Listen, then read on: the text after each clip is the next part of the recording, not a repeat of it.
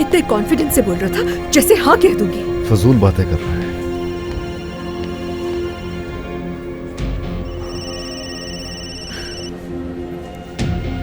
अम्मी क्या हुआ?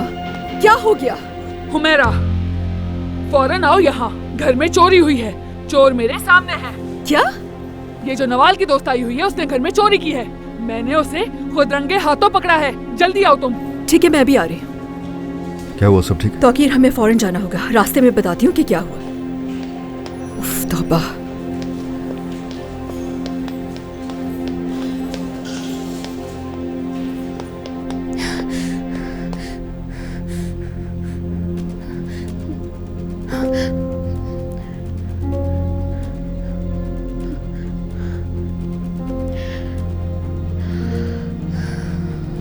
अनम, उम्मीद है तुमने ऐसा कुछ नहीं किया हो, लेकिन अगर किया है तो बहुत बुरा हो जाएगा।